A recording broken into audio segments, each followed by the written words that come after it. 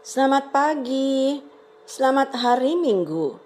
Marilah ambil bagian dalam persekutuan dengannya dalam ibadah, baik secara tatap muka di gereja maupun ibadah di rumah masing-masing melalui kanal YouTube GPIB Shalom Sidoarjo. Kekasih-kekasih Kristus, ingatlah pada pesan firman-Nya di dalam Mazmur 33 ayat 2 sampai 5 yang menyatakan, "Aku hendak memuji Tuhan pada segala waktu. Puji-pujian kepadanya tetap di dalam mulutku. Karena Tuhan jiwaku bermegah. Biarlah orang-orang yang rendah hati mendengarkannya dan bersukacita. Muliakanlah Tuhan bersama-sama dengan aku. Marilah kita bersama-sama memasyurkan nama-Nya.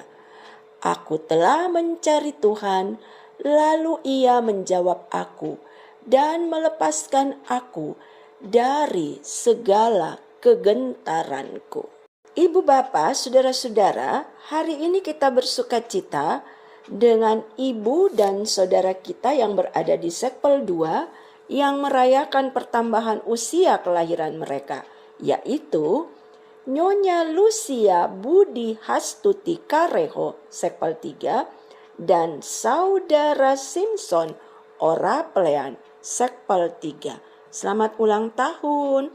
Tuhan Yesus memberkati. Pengharapan kita juga tetap ada di dalam Tuhan, bahwa pemulihan kan Ia berikan kepada ibu bapa, saudara-saudari yang ada dalam kelemahan tubuh serta menjalani perawatan di rumah maupun di rumah sakit. Semangat berpulih, Tuhan pasti menghadirkan mujizat-Nya. Kekasih-kekasih Tuhan, sehati kita berdoa sebelum mengambil bagian dalam pembacaan dan perenungan sabda firman Tuhan di pagi hari ini. Terima kasih Tuhan Yesus, kaki berjejak di awal pekan oleh karena perkenan Tuhan semata.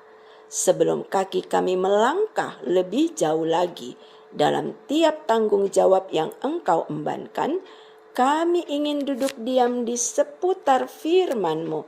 Kiranya kuat kuasa Roh Kudus-Mu menuntun membimbing kami dalam pembacaan dan perenungan firman-Mu pada pagi hari ini, agar kami menemukan pengertian yang baik dan benar serta kami dimampukan untuk melakukan dalam kehidupan kami. Amin.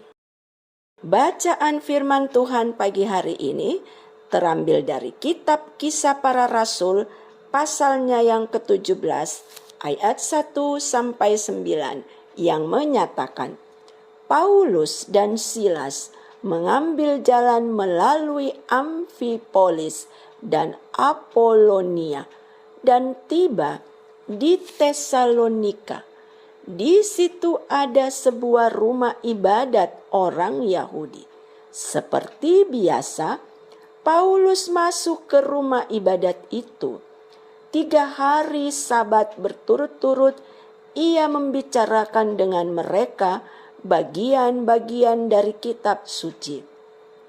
Ia menerangkan kepada mereka dan menunjukkan bahwa Mesias harus menderita dan bangkit dari antara orang mati. Lalu ia berkata, "Inilah Mesias, yaitu Yesus yang kuberitakan kepadamu." Beberapa orang dari mereka menjadi yakin dan menggabungkan diri dengan Paulus dan Silas, dan juga sejumlah besar orang Yunani yang takut kepada Allah, dan tidak sedikit perempuan-perempuan terkemuka. Tetapi orang-orang Yahudi menjadi iri hati, dan dengan dibantu oleh beberapa penjahat dari antara petualang-petualang di pasar, mereka mengadakan keributan dan mengacau kota itu. mereka menyerbu rumah Yason dengan maksud untuk menghadapkan Paulus dan Silas kepada sidang rakyat. Tetapi ketika mereka tidak menemukan keduanya, mereka menyeret Yason dan beberapa saudara ke hadapan pembesar-pembesar kota sambil berteriak, katanya, "Orang-orang yang mengacaukan seluruh dunia telah datang juga kemari, dan Yason menerima mereka menumpang di rumahnya. Mereka semua bertindak melawan ketetapan-ketetapan kaisar dengan mengatakan bahwa ada seorang raja lain, yaitu Yesus." Ketika orang banyak dan pembesar-pembesar kota mendengar semuanya itu, mereka menjadi gelisah. Tetapi setelah mereka mendapat jaminan dari Yason dan dari saudara-saudara lain, mereka pun dilepaskan. Kekasih-kekasih Kristus, menerima dan membuka diri terhadap orang lain di sekitar kita, tidak semua orang mau melakukannya. Ada berbagai alasan yang melatar belakangi sikap diri seperti itu. Yang kita jumpai dalam bacaan ini adalah karena iri hati, sebagaimana yang ditulis di ayat 6, bahwa ada orang-orang Yahudi yang tidak mau menerima dan tidak mau membuka diri terhadap Paulus dan Silas karena mereka iri hati. Lalu mereka bertindak membuat keributan dengan dibantu beberapa penjahat, petualang-petualang pasar. Tujuannya untuk menangkap Paulus dan Silas, tetapi tidak berhasil. Karena iri hati telah menguasai diri mereka, saat tidak menemukan Paulus dan Silas, mereka pun menangkap Yason dan beberapa saudara serta membawa mereka ke hadapan penguasa kota. Iri hati bukan hanya menghadirkan perbuatan yang keji, tetapi juga fitnah yang mereka utarakan tentang Paulus, Silas, dan juga Yason. Namun Tuhan punya cara untuk melepaskan Yason dari fitnah yang mereka utarakan. Demikian juga Tuhan punya cara untuk melepaskan Paulus dan Silas dari keributan yang mereka buat. Iri hati menghadirkan fitnah. Fitnah memang lebih kejam daripada pembunuhan. Maka hati-hatilah saudara-saudaraku, jangan pelihara akar pahit di dalam diri, juga jangan ada iri hati terhadap keberhasilan atau kemampuan orang lain. Belajarlah untuk menerima dan mengakui kelebihan sesama, karena kita pun ingin diterima dan diakui oleh sekeliling. Mari sehati di dalam doa pagi.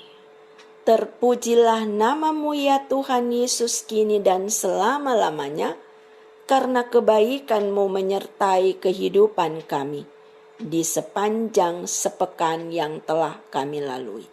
Hari ini kami berada di awal pekan yang baru.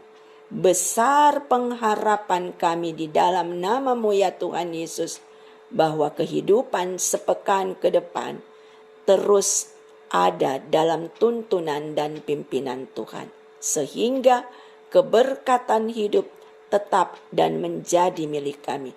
Demikian juga kesehatan, kekuatan ada di sepanjang kehidupan kami. Teruslah ya Tuhan bimbing kami, karena tanpa pertolongan-Mu kami tidak dapat berjalan sendiri. Keberkatan itu juga kiranya mewarnai dan menjadi bagian setiap karya layan yang kami lakukan, khususnya hari ini, dalam ibadah hari Minggu pagi hari dan juga ibadah hari Minggu sore hari dan ibadah hari Minggu untuk pelayanan anak dan persekutuan teruna. Terima kasih Tuhan Yesus, ini kami yang berharap dan bersyukur di pagi hari ini. Amin. Selamat pagi.